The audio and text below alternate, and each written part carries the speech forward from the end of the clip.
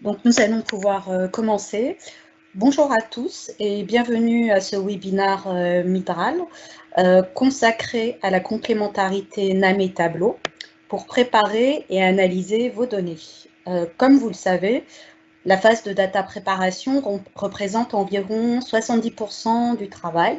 Alors aujourd'hui, l'objectif sera de vous montrer comment aller plus loin avec une présentation de bout en bout pour préparer vos données et les extraire pour les visualiser sur un dashboard. J'ai le plaisir d'animer cette session. Alors aujourd'hui, nous avons aussi le plaisir d'accueillir Kilian Thiel. So Kilian, I'll let you introduce yourself. Hello also from my side, and thank you very much for the opportunity to join you on this webinar today.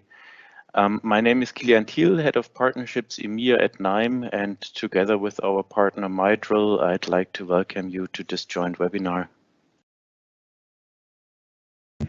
Thank you, Kilian. Myriam, je vous présente également Myriam Masmoudi, Data Analyst chez Midral.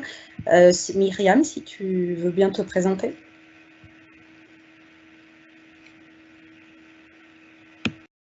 Bonjour à tous, donc je suis Myriam Masmoudi, Data Analyst chez Myriam et je suis ravie que vous nous rejoigniez aujourd'hui à ce webinaire. Je me présente à mon tour, je suis Sylvana Alay, responsable de projet marketing chez Midral et j'ai le plaisir d'animer cette session. Alors, concernant l'agenda, dans un premier temps, je vous présenterai ce qui englobera notre écosystème analytique. Kilian dira à son tour quelques mots en anglais sur NIME. Ensuite, Myriam prendra la main pour nous expliquer le contexte et pour la démo live.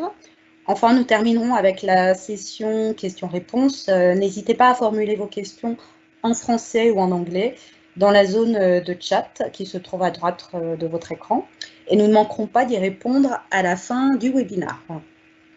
Alors, pour commencer, Midral couvre le scope complet des étapes qui composent le cycle de la valorisation de la donnée. Nous accompagnons nos clients sur l'ensemble du cycle que vous voyez ici. Alors, de sa source en passant par le nettoyage, la transformation, la prédiction et jusqu'à sa présentation sous la forme d'un data journal. Donc ici en 2 étapes avec NIME et Tableau. Et Midral se positionne à la place du client, illustré ici à droite. Le client qui se pose bien sûr des questions à chaque étape pour définir au mieux sa stratégie business. Pour mener à bien nos missions et accompagner donc nos clients sur la réalisation de leurs projets, nous nous appuyons sur une équipe de consultants experts de la donnée.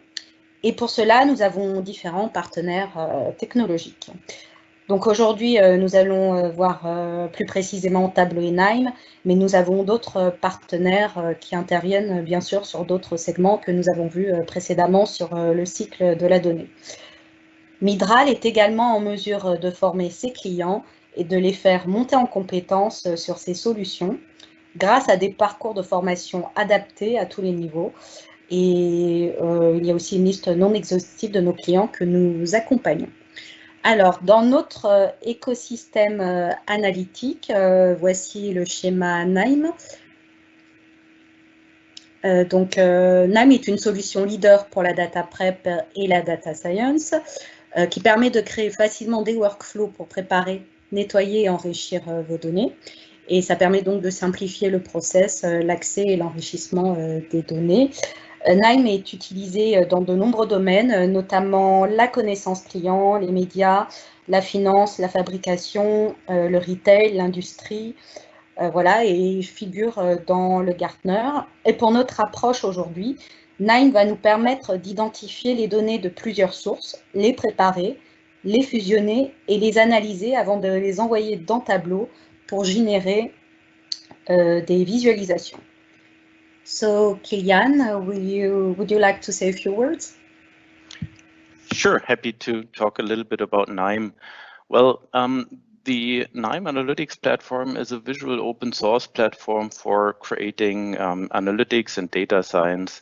It's easy to use and intuitive to use, and many other technologies can be seamlessly integrated by using KNIME. And because of its visual nature, KNIME makes understanding data and designing data science workflows accessible to everyone.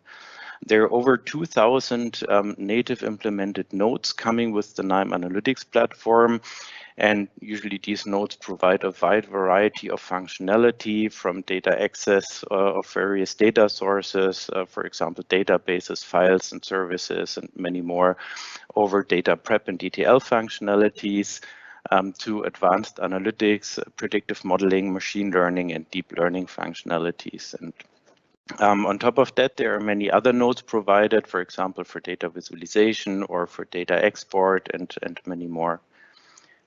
Next slide, please. Besides the native implemented functionalities, there are also many other external best-of-breed software packages that have been integrated into KNIME. To give you a few examples, Keras and TensorFlow is integrated, H2O, both the open source and also the commercial driverless AI has been integrated into KNIME, Python and R, and other cloud-based functionalities such as Databricks and so on. And on top of those, we also have integrations for BI tools and visualization tools, in particular Tableau, that allow basically to send data that have been prepared in KNIME to Tableau for the visualization over there. I'm happy to take any KNIME-related questions during and after the webinar, so feel free to ask. And with that, back to you, Miriam and Silvana. Thank you. Thank you, Kylian. Pour la suite, alors toujours dans notre écosystème analytique, nous allons voir dans cette slide Tableau Software. Comme vous le savez, c'est la solution de DataVis de référence, leader au Gartner depuis plusieurs années. C'est une solution qui offre aux utilisateurs métiers la possibilité de naviguer dans leurs données. Tableau se prend en main très rapidement et se pilote à la souris par simple glisser-déposer. Vous avez la partie desktop qui permet de créer les sources de données et toutes les visualisations, et la partie serveur qui permet de les mettre à disposition de manière interactive et en mode web. Maintenant, je laisse la place à Myriam. Alors, donc, pour ma part, je vais aborder avec vous la complémentarité de KNIME et Tableau pour préparer et analyser vos données. Donc, pour ce faire, nous allons créer un rapport des ventes d'une entreprise anonyme appelée SportUp, spécialisée dans les équipements de sport. Donc, SportUp possède plusieurs filiales à travers le monde. Et l'idée d'un workflow KNIME serait de fusionner toutes les données de ces filiales pour pouvoir les publier ensuite sur Tableau et d'en faire une analyse sous forme de tableau de bord afin de connaître les capacités et perspectives d'évolution et surtout d'en prendre des décisions optimales. Donc, les étapes clés pour cette préparation vont être de connecter les données entre elles et de les fusionner sur KNIME afin de les publier et les automatiser en dashboarding sur Tableau. Passons du coup à KNIME.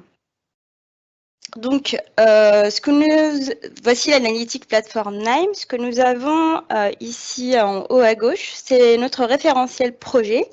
Il peut être local ou partagé avec plusieurs collaborateurs. En bas, le Node Repository où l'on va chercher les fonctions qu'on va utiliser au quotidien. Et entre les deux, un moteur de recommandation de nœuds qui est un workflow coach pour poursuivre les étapes. Basé sur la communauté KNIME. Si je prends par exemple le node Excel Reader que je vais aller chercher dans mon repository et que je vais venir glisser déposer, et bien je sais que dans 16% des cas, la communauté KNIME conseille un joiner en étape par la suite. Si après ce drag and drop, ce que je vais faire avec vous, c'est que je vais aller prendre un exemple de paramétrage et de configuration de fichiers. Donc, je vais aller chercher un de mes fichiers que je vais venir glisser-déposer et que je vais configurer, par exemple, en demandant à m'afficher les noms de colonnes. Je vais refresh pour que ce soit pris en compte. Et là, on voit qu'il est en position orange. Ça veut dire qu'il est prêt à être exécuté. Donc, je vais l'exécuter. Il est passé au vert, donc l'exécution s'est très bien passée. Et si nous regardons ensemble les résultats, eh bien, nous avons par exemple ici le fichier donc, de la filiale du Canada avec les chiffres d'affaires, les différentes commandes, les dates de commande et plein d'autres informations qui nous serviront par la suite. Voilà donc un petit aperçu du fonctionnement de Nime. Revenons maintenant à nos fichiers des différentes filiales. Donc, que nous avons ici sur le côté gauche, hein, ils sont tous là. Donc, voilà, c'est cette longue liste. Et donc, on se rend compte que les traiter un à un, ce serait trop fastidieux. Mais Nime a un node pour tous les regrouper et c'est le list files que nous allons chercher ensemble dans le node repository, toujours, qu'on va venir glisser-déposer. Et là, on va aller chercher donc notre donnée qui se trouve dans mon bureau dans un fichier appelé data. Nous allons le faire ensemble. Hop. Et c'est mon dossier data que je vais ouvrir. Et là, je vais bien préciser qu'il s'agit bien des fichiers XLSX pour ne prendre en compte que ces fichiers-là, parce que sinon, d'autres types de fichiers donc, peuvent être sélectionnés. Que je vais exécuter. Très bien, donc l'exécution a bien eu lieu. Et là, donc, voici mes 31 fichiers de mes différentes filiales. Alors, passons maintenant à l'agrégation de mes fichiers. Et pour ça, nous allons utiliser une boucle pour fusionner toutes les variables URL de chaque fichier, et ce avec le node loop start, que nous allons chercher encore ensemble dans le node repository. Donc, ça s'appelle table row variable, qui est juste là, qu'on va venir aussi glisser-déposer. On va les lier donc ensemble pour pouvoir exécuter. Et là, j'exécute. Donc, mon exécution a bien eu lieu. Et pour ça, donc, ce que nous cherchons à faire, c'est voir ce que donnerait cette fusion. Donc, on va aussi l'allier à mon Excel Reader qui est juste là. Mais comme je venais de faire tout à l'heure, je venais de faire une configuration, là, il faudrait le reconfigurer pour pouvoir lire mes 31 fichiers. Donc, je vais tout d'abord afficher mes variables, je vais les lier et ensuite les configurer. Et donc là, l'idée, c'est de lui préciser qu'il s'agit bien des URL que je voudrais configurer. Donc, je vais le repréciser. Et là, je vais faire OK. J'exécute. Très bien.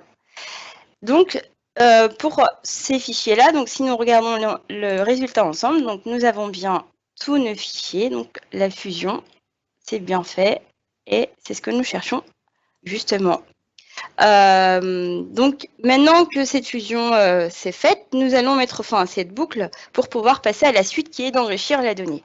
Et donc, cette boucle, pour mettre fin, elle s'appelle la loop end, que nous allons aussi chercher dans le repository.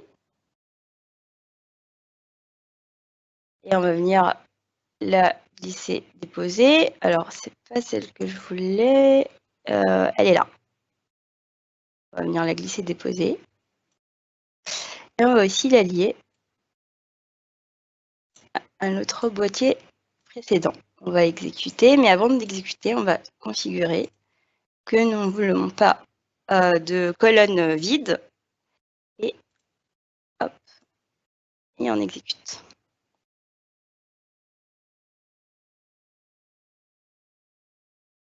Très très bien, donc l'exécution s'est très bien passée. Donc on a mis fin à cette boucle.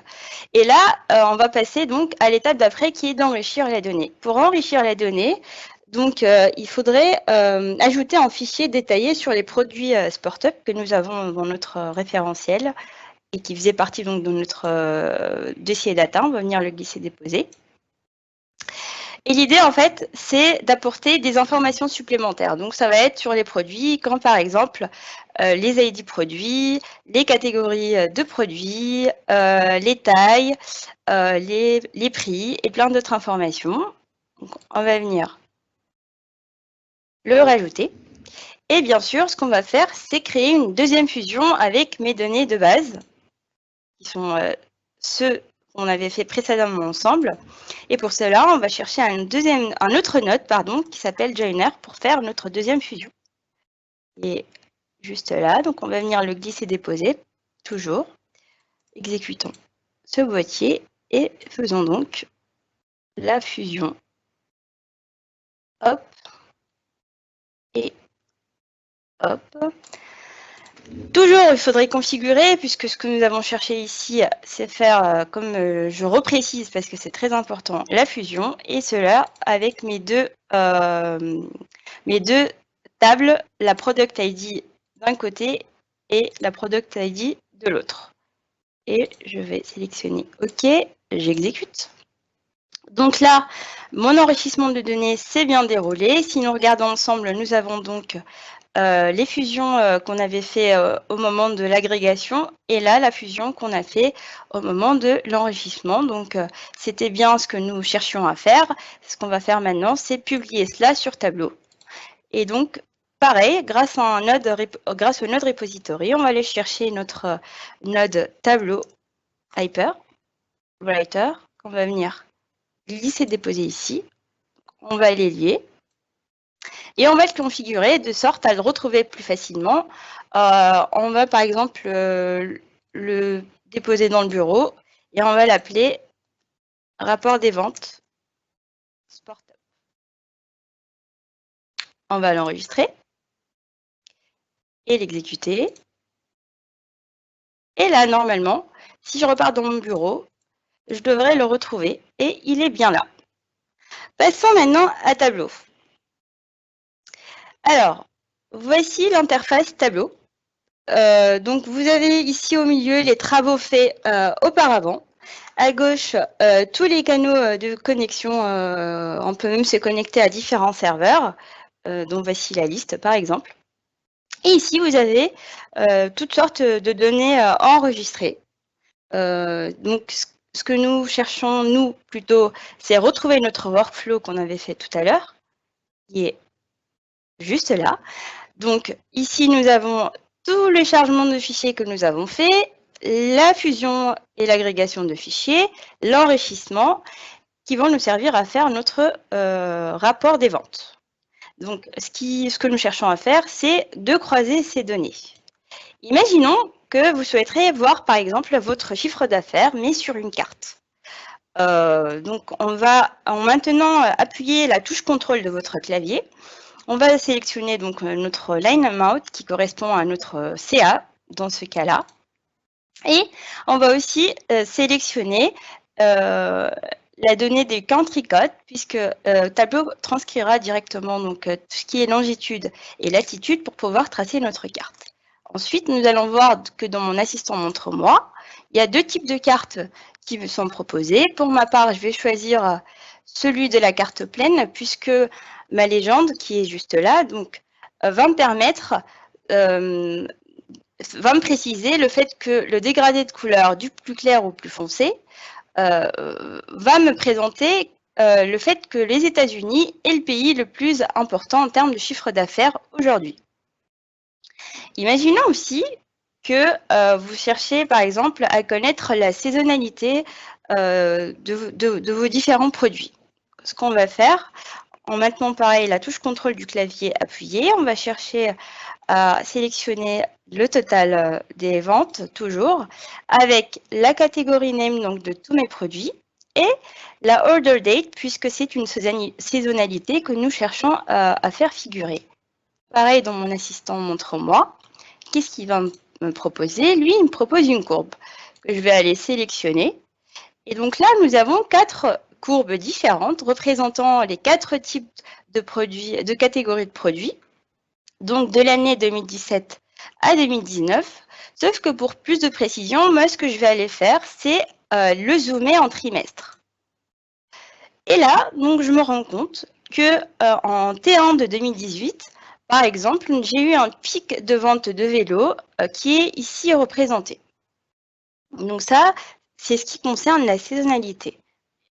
Pour plus de précision aussi, ce qu'il ne faudrait pas oublier de faire, c'est de nommer ces graphes. Donc là, ce que nous avons fait ici, c'est la répartition du CA, du chiffre d'affaires par pays, que nous allons nommer ensemble.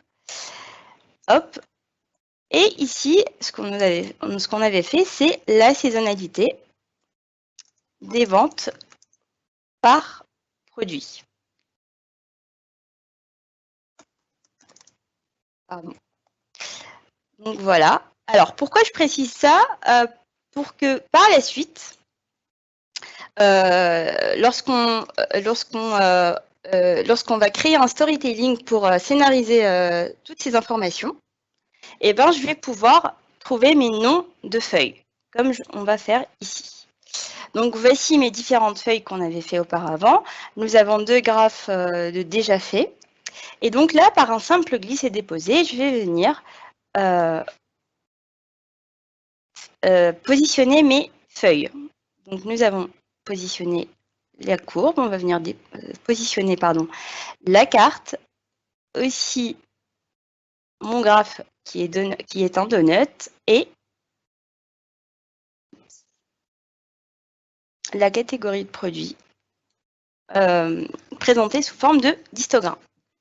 Et là, on va venir perfectionner tout ça en mettant, par exemple, le titre de ce graphe-ci quand même dans la même couleur et le même format que ceux des autres, pour que ce soit visuellement clair et surtout faire attention à l'ergonomie quand même du tableau de bord, parce que c'est très important, tout en sachant que on va toujours chercher un graphe en lisant son titre.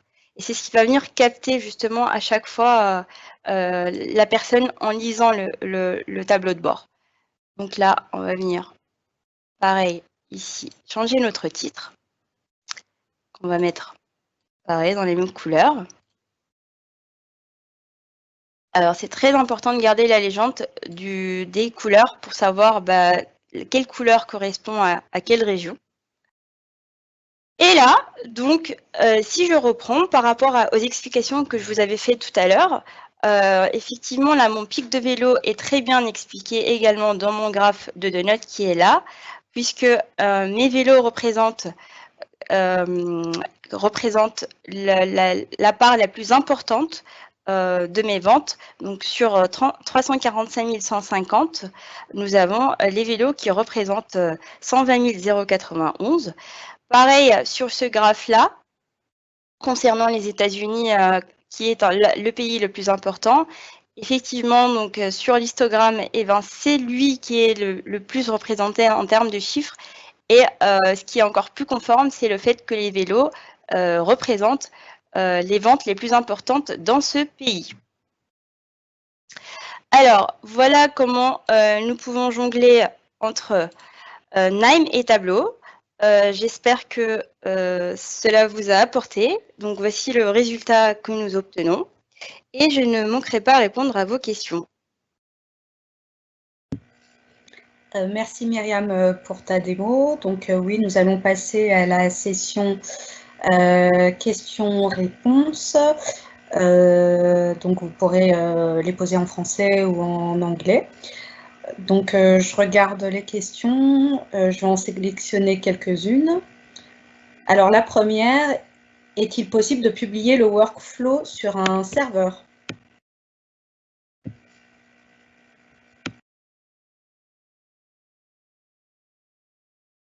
Alors, donc c'est une question en anglais ou en français? Est-ce que Kylian voudrait répondre peut-être ou tu peux commencer en français, je traduirai ensuite.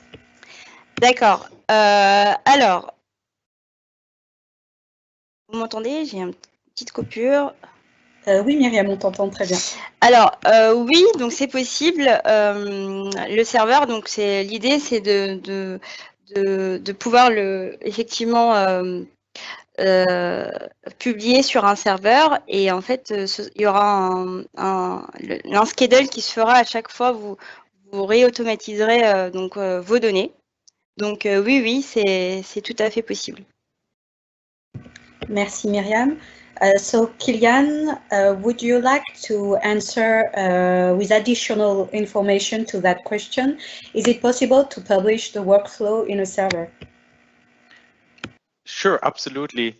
I'm happy to take that question. And the answer is yes.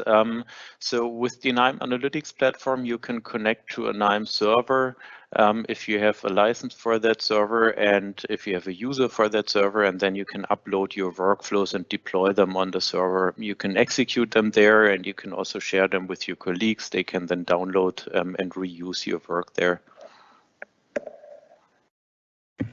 Okay, thank you both. Prochaine question. Est-ce que plusieurs personnes peuvent collaborer ensemble sur KNIME? Myriam, est-ce que tu veux répondre à cette question? Oui, très très bonne question. Je vous l'avais au moment où je présentais la plateforme analytique. En effet, il est possible de collaborer donc à plusieurs sur le workflow KNIME.